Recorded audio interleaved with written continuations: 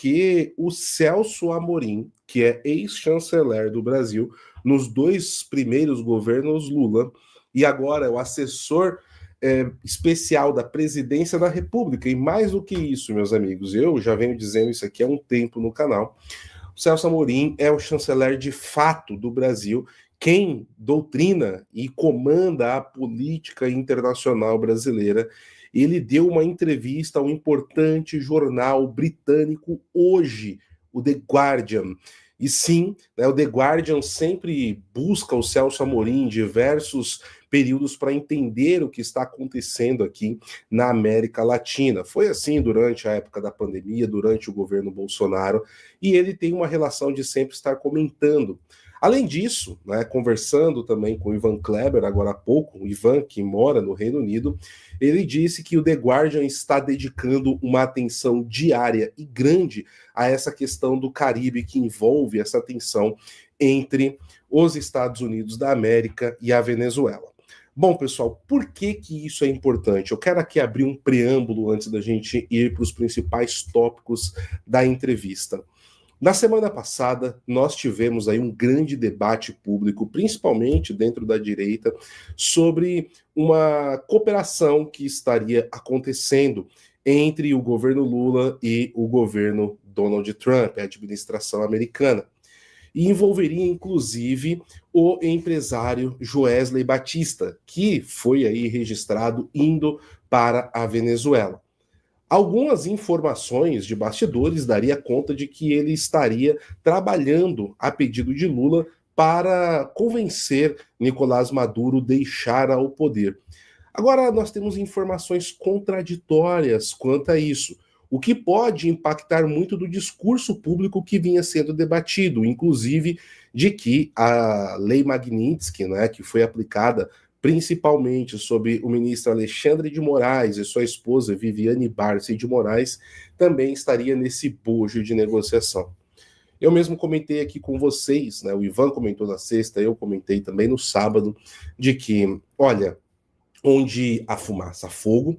Se há algumas informações que estão sendo colocadas na condicional, isso pode ou não estar acontecendo, mas é necessário trazer isso à tona e discutirmos. Mas o senhor Sepúlveda, inclusive, na análise da semana, falou que, olha, não faz muito sentido esse ponto de as sanções estarem em jogo, principalmente ou sobretudo a Magnitsky, porque desmoralizaria a Magnitsky Global Act e ainda traria problemas internos, como isso geraria um desgaste, inclusive, para o Donald Trump internamente dentro do seu governo, né? Isso tanto dentro de uma ala mais ligada ao secretário de Estado Marco Rubio e também, tá, principalmente a oposição, porque de fato seria a utilização de um instrumento diplomático / humanitário para uso político, o que, diferente do Brasil, pessoal, que ministros do STF viajam no avião de um advogado de defesa do qual o ministro está envolvido e depois esse ministro começa a soltar e colocar em sigilo esse processo, né? Nos Estados Unidos a coisa não funciona bem assim, lá a rédea mais curta, tanto na opinião pública quanto também dentro do debate político por si só. Então, tem ali várias nuances que nós colocamos na condicional para vocês, né, já nos últimos dias. E, sobretudo, a importância de que aqui que eu quero trazer o ponto central, pessoal, e quem lembrar disso, coloca um eu lembro aí no chat desse comentário que eu fiz, principalmente quando eu estava falando, né, sobre muitos que estavam atacando, batendo na Revista Oeste, falei que isso era indevido, porque a Revista Oeste estava tratando dos fatos. E dos fatos não, né, das possibilidades, estava colocando na condicional.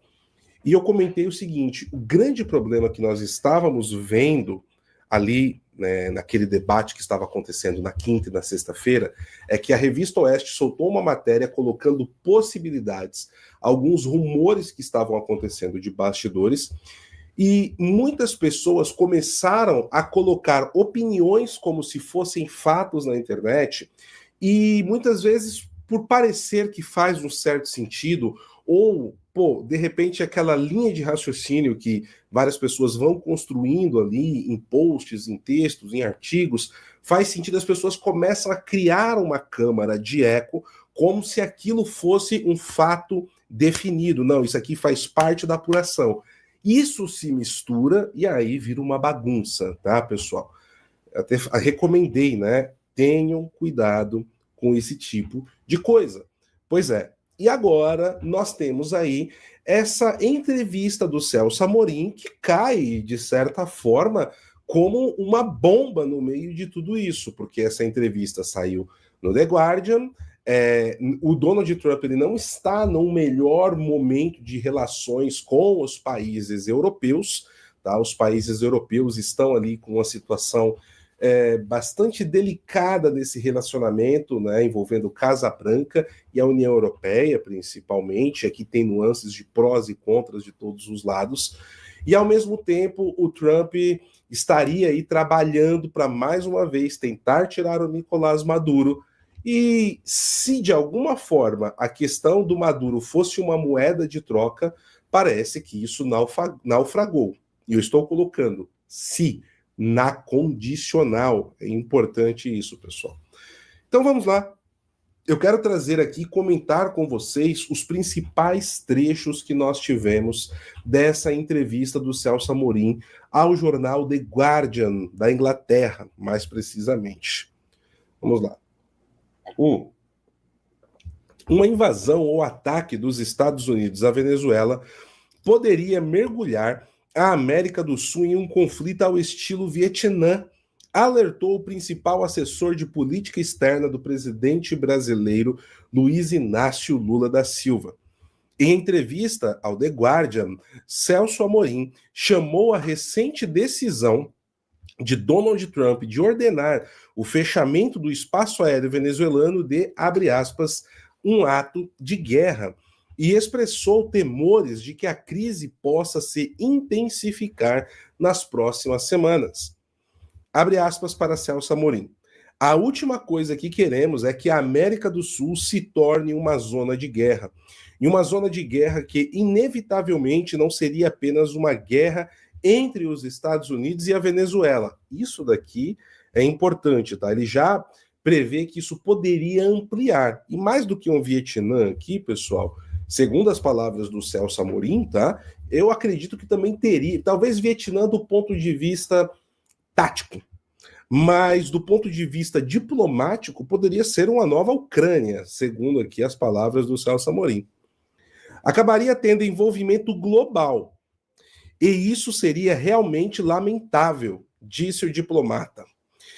E ele continua aqui, ó. Se houver uma invasão real, acho que, sem dúvida, você veria algo semelhante ao Vietnã, em que escala é impossível dizer, acrescentou, dizendo que achava que até alguns inimigos do líder autoritário venezuelano, Nicolás Maduro, estariam inclinados a se juntar à resistência contra tal intervenção estrangeira. Aqui, pessoal, é o famoso, tá, se fingir de morto para pegar o coveiro, é um ditado que eu gosto, ou tá, jogar o verde para colher Maduro, sem trocadilhos aqui com o nome, né, do ditador venezuelano. Porque nenhum opositor verdadeiro do Maduro se oporia, tá, a qualquer ação militar para a derrubada do regime. Talvez um Capriles da vida, que sempre foi, né, uma falsa oposição, sempre foi aquela oposição controlada desde a primeira eleição de Maduro, talvez esse poderia endossar e criar essa narrativa de, olha, até oposicionistas se juntaram porque eles acreditam que tenha condições de resolver a situação dentro da Venezuela. Né? Eu achei isso daqui muito... como que eu posso colocar em um termo? Muito foro de São Paulo das ideias. Estou até utilizando aqui um tom um pouco mais despojado, porque tá na cara que isso daqui é uma narrativa, tá, articulada no alto escalão do Foro de São Paulo para começar a tirar a legitimidade dos opositores verdadeiros de Nicolás Maduro, que estão trabalhando por todos os meios e buscando ajuda internacional para que o regime caia. Sobretudo, Maria Corina Machado, que indicações dão conta de que ela irá até Oslo, na Noruega, para receber o Prêmio Nobel da Paz. Estão montando uma operação para tirá-la da Venezuela. Tá? É claro que os detalhes disso nós não sabemos como será. Tá? Vamos lá. Continuando aqui. Abre aspas. Eu sei que a América do Sul, nosso continente inteiro, existe por causa da resistência contra invasores estrangeiros. Pessoal, isso daqui, tá, que o Amorim falou, eu vou repetir. Eu sei que a América do Sul, nosso continente inteiro, existe por causa da resistência contra invasores estrangeiros. Isso é o núcleo, o centro da base ideológica, tá, do bolivarianismo. E o bolivarianismo, ele segue a doutrina da pátria grande, tá? Por mais que aqui no Brasil a esquerda faça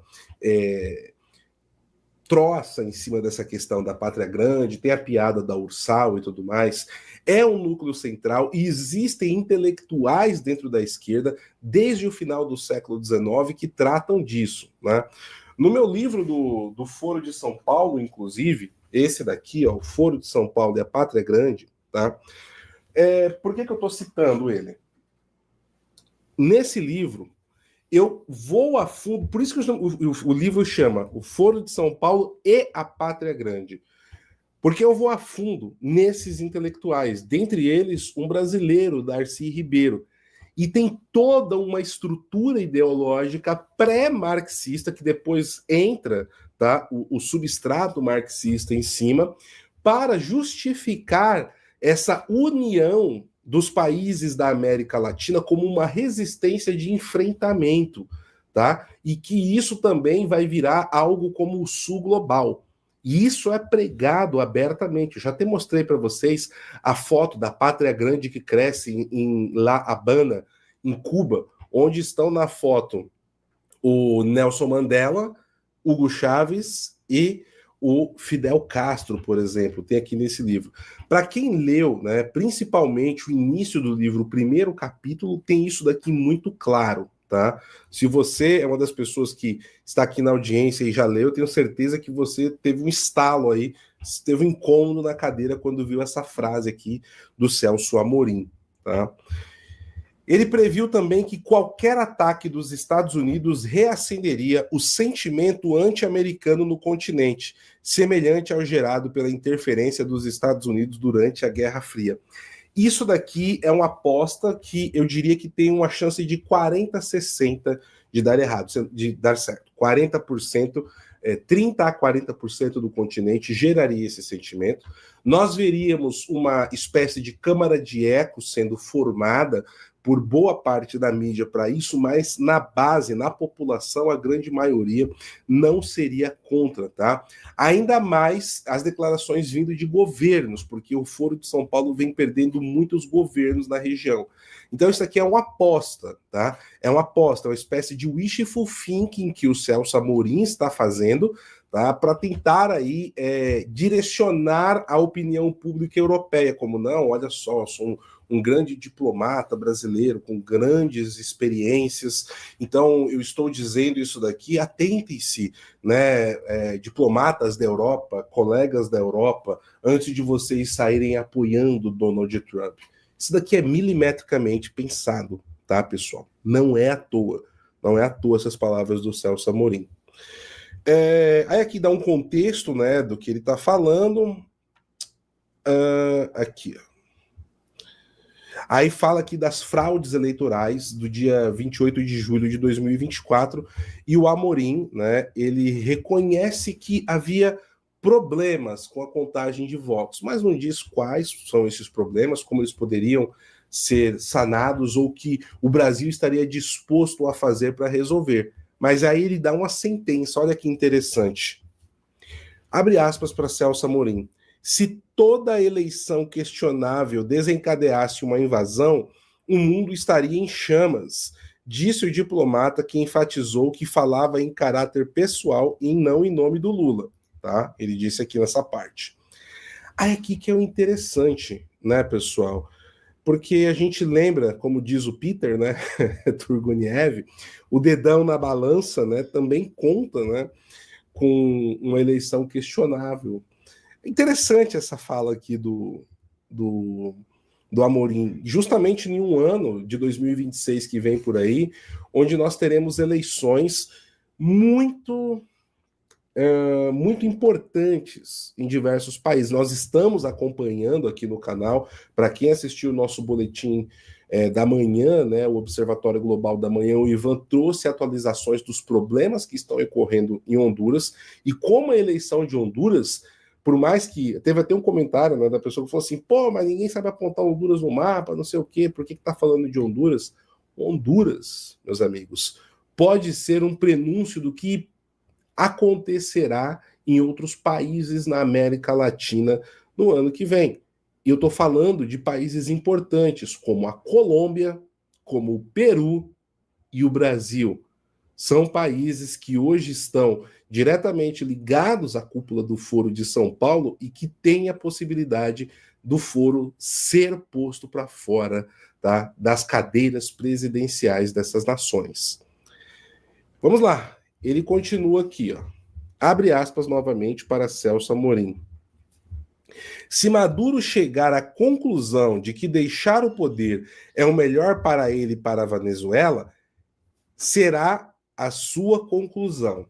E aqui vem o ponto mais importante da entrevista, tá? O ponto mais importante da entrevista. O Brasil nunca vai impor isso, nunca dirá que isso é um requisito. Não vamos pressionar para que Maduro renuncie ou abdique. Então aqui ele está falando em caráter institucional, tá? O chanceler de fato do Brasil, o principal ajudante de ordens, vamos colocar na política internacional de Lula, está falando o seguinte, abre aspas novamente. O Brasil nunca vai impor isso, nunca dirá que isso é um requisito. Não vamos pressionar para que Maduro renuncie ou abdique. Fecha aspas. Então essa aqui é uma visão do Planalto. Isso daqui é uma visão da presidência brasileira. Não há negociação que Lula possa fazer para que Maduro saia do poder, mesmo que isso venha através de uma anistia global. Palavras aí, então, né, que dão esse direcionamento de Celso Amorim. E ele admitiu que as relações Venezuela-Brasil não eram mais tão calorosas ou intensas quanto antes. Sim, e isso daqui é um fato realmente, que inclusive no fechamento do meu livro do Foro de São Paulo e a Pátria Grande, eu coloquei documentos, falas, dados, né, desse racha que teve, né, racha não, dessa distensão, é a melhor palavra, dessa distensão, tá, entre duas visões do que deveria ser o Foro de São Paulo para o futuro. Uma liderada por Cuba, Nicarágua e Venezuela, e outra liderada por Brasil, Colômbia e México, tá? E essas duas visões, elas acabaram se chocando justamente na questão que envolve a eleição venezuelana de 28 de julho. Mas isso não significa que não exista relação, que não exista cooperação, que não exista ajuda, tá? Mas é uma visão do que virá daqui para frente. E aqui que há essa distensão, não é um racha, é uma distensão na cúpula do foro em relação a isso, tá?